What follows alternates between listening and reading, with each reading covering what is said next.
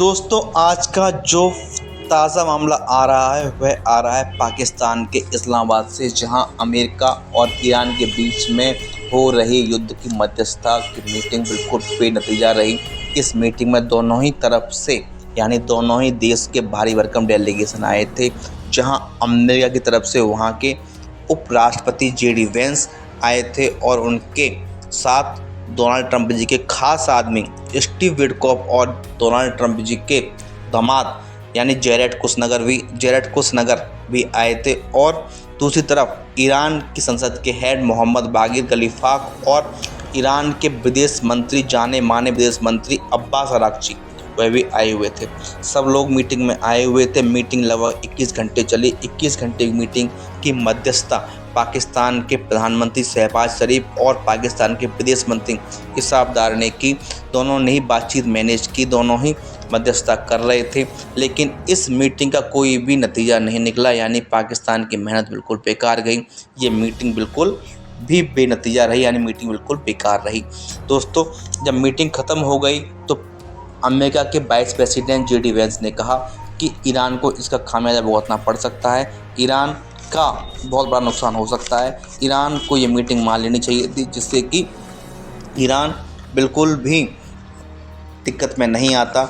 JD Vance ने बताया कि हमारी जो मेन शर्तें थीं उनको ईरान ने नहीं माना है। उन्होंने बताया कि हमारी शर्तें थी कि परमाणु इनरिचमेंट को ईरान बंद करे, यानी परमाणु प्रोग्राम को अपने को बंद करे, और स्ट्रेट ऑफ हॉर्मुज को खुला छोड़े सबके लिए, यानी स्ट्रेट ऑफ हॉर्मुज से किसी भी जहाज़ से कोई टैक्स नहीं वसूलेगा, वो सबके लिए समान रहेगा। दोस्तों, ईरान ने साफ मना कर दिया। ईरान ने कहा कि स्ट्रेट ऑफ हॉर्मुज सिर्फ ईरान का है और उस पर शुरुआत से कब्जा ईरान का ही है। तीसरी शर्त रखी ईरान ने कि इजराइल लेबनान में हमला करना बंद करे, निर्दोष लोगों को मारना बंद करे। वहीं जेडी वेंस ने कहा कि ये मैटर इजराइल और लेबनान का है, इसमें हम कुछ नहीं कर सकते हैं। इसलिए ये मीटिंग बिल्कुल बेनतीजा रही। दोस्तों, मेन दिक्कत इसके अंदर ये थी कि इसमें इजराइल की एंट्री बिल्कुल कहीं से नहीं थी, यानी कि इजराइल का कोई भी नेता या इजराइल का कोई भी अधिकारी इसमें शामिल नहीं हुआ था। इसलिए मालूम पहले से ही था कि इस मीटिंग का कोई नतीजा, कोई हल नहीं निकलेगा, क्योंकि ये लड़ाई भी जो स्टार्ट हुई थी वो इजराइल की वजह से हुई थी। ईरान की जो मेन दुश्मनी वो इजराइल से है, अमेरिका से भी है, लेकिन जो दुश्मनी मेन है वो केवल इजराइल से ही है, ईरान की दुश्मनी।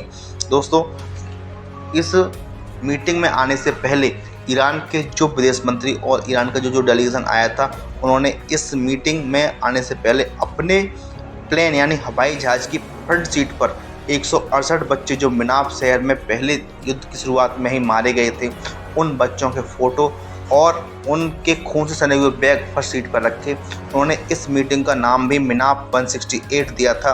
दोस्तों, जब ये मीटिंग ख़त्म हुई तो उन्होंने उन बच्चों को याद किया। उन्होंने कहा अमेरिका ने बच्चों को भी नहीं बख्शा है। उन्होंने अमेरिका को दोषी बनाने के लिए ही ऐसी मीटिंग का ऐसा काम किया।